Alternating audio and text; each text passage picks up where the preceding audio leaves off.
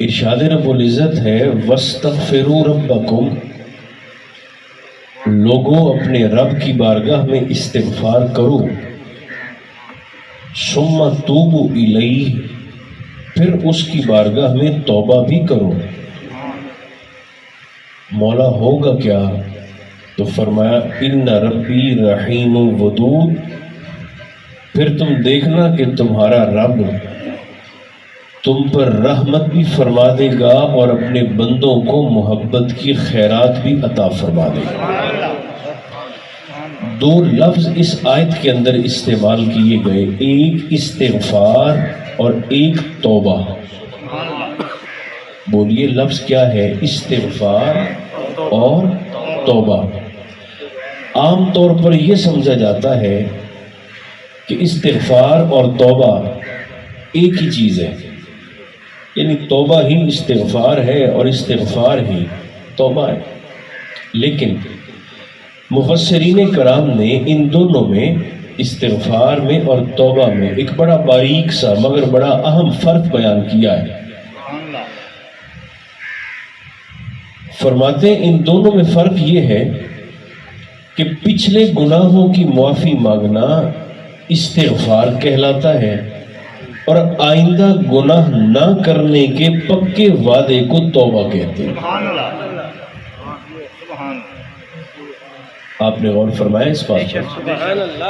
پچھلے گناہوں کی معافی مانگنا استغفار اور آئندہ گناہ نہ کرنے کے پکے ارادے اور وعدے کو توبہ کہتے ہیں۔ اب اگر یہ ترجمہ آپ تک پہنچ گیا ہے تو پھر آیت کی ترتیب ذرا دیکھیے گا۔ ترتیب اللہ فرماتا ہے وَاسْتَغْفِرُوا رَبَّكُمْ، پہلے تو میں درو پچھلے گناہوں دی معافی مانگو، ثُمَّ تُوبُوا إِلَيْهِ، فرمایا پھر آئندہ گناہ نہ کرنے کا مجھ سے پکا وعدہ بھی کرو۔ تو مولا پھر کیا ہوگا؟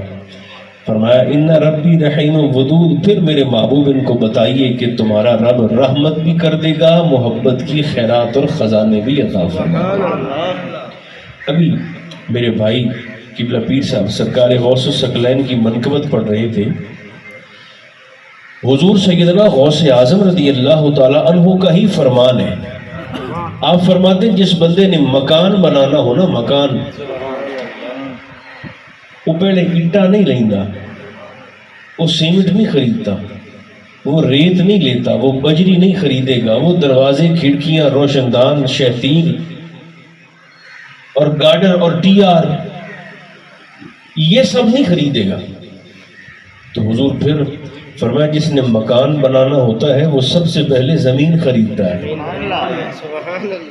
دیکھیں نا، زمین ہی نہیں ہوگی تو کھڑکی ہوا میں لگائے گا، زمین ہی نہیں ہوگی تو گارڈر ٹریگر کہاں پہ رکھے گا؟ ہوا میں تو رکھے نہیں جا سکتے۔ سرکار غوث پاک فرماتے ہیں کہ جس نے مکان بنانا ہو، ابھی آپ دیکھ لیں، باقی سارے سامان سے پہلے تو وہ زمین خریدے گا۔ حضور کیا فرمانا چاہتے ہیں؟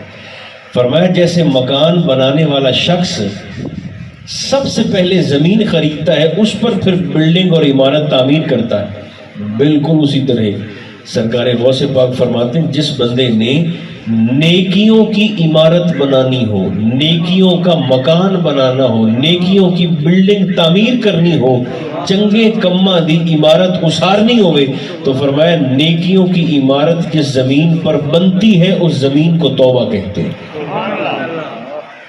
توبہ وہ زمین ہے جس پر نیکی کی عمارت بنائی جاتی ہے اور پھر وہ عمارت ٹک بھی جاتی ہے۔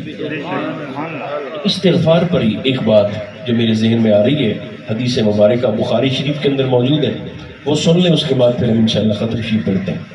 استغفار کو اور توبہ کو ذہن میں رکھیں۔ ویسے تو یاد رکھیں درود و سلام سے بڑی عبادت بھی کوئی نہیں ہے اور درود و سلام سے بڑی کوئی استغفار بھی کوئی نہیں ہے۔ آپ سارے مول سبان جو تشریف فرمائیں، ایک دفعہ اماں جی کی قبر ٹھنڈی کرنے کے لیے زور سے کہہ سکتے ہیں سبحان اللہ؟ تو بخاری شریف،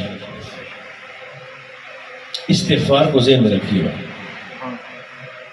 دیکھیں سرکار کا یہ طریقہ ہے، کہ حضور کبھی کبھی مثال دے کر نا بہت بڑی بات بڑے سادہ سے انداز میں لوگوں تک پہنچا دیا کرتے ہیں. کیسے؟ اب یہاں بھی سرکار نے ایک مثال دی. مسجد بڑی پڑی ہے سرکار کے صحابہ سے، اور محبوب فرمانے لگے صحابہ ایک بات تو بتاؤ. بخاری شریف میں عرض کیا حضور ارشاد فرمائیے. تو سرکار فرمائیں صحابہ ایک بندہ اپنے گھر سے سفر کے ارادے سے نکلا. میں رک کر سنا رہا ہوں تاکہ آپ کی توجہ میرے ساتھ رہے اور بات بھی آپ کی خدمت میں پہنچتی رہے. آقا فرماتے ہیں کہ ایک بندہ سفر کے ارادے سے گھر سے چلا. اس نے اپنی اونٹنی پر، اپنی سواری پر کھانے پینے کی چیزیں بھی رکھ لیں، لباس بھی رکھ لیا، ضروری اشیاء بھی ساتھ باندھ لی. سفر کی نیت سے اونٹنی سواری لے کے گھر سے چل پڑا. ایک صحرا میں پہنچا. یہ کون کہہ رہا ہے؟ یہ حضور فرما رہے ہیں، صحابہ سے پوچھ رہے ہیں. صحرا میں پہنچا، یہی وقت ہوا دوپہر کا. تو آرام کرنے کی نیت سے آقا فرماتے ہیں ایک درخت کے نیچے رکا. اونٹنی کی نکیل کو اس نے درخت کے ساتھ باندھ دیا، خود تھوڑی دیر کے لیے سو گیا. سرکار فرماتے ہیں جب کچھ دیر کے بعد اس کی آنکھ کھلے اور اس کی اونٹنی نہ کھڑی ہو، بیچ صحرا میں تلاش کرنے کے لیے کبھی ادھر بھاگتا ہے، کبھی ادھر بھاگتا ہے، کبھی آگے کبھی پیچھے، کبھی دائیں کبھی بائیں.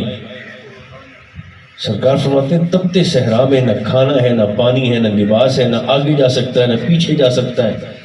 مایوس ہو کر موت کے انتظار میں، موت کے انتظار میں سرکار فرماتے ہیں مایوس ہو کے بیٹھ جائے اور یہ سوچنے لگے کہ اب تو موت پکی ہے. نہ آگے جا سکتا ہوں، نہ پلٹ سکتا ہوں، نہ پانی ہے، نہ کھانا ہے، نہ سایہ ہے، اب تو بیچ صحرا. حضور فرماتے ہیں وہ سمجھے کہ اب تو موت پکی ہے.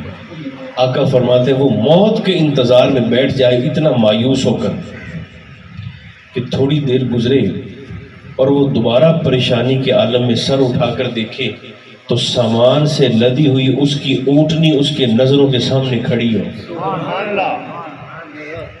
یہ مثال دے کر سرکار نے صحابہ سے پوچھا کہ ذرا مجھے بتاؤ اس بندے کو کتنی خوشی ہو سکتی ہے.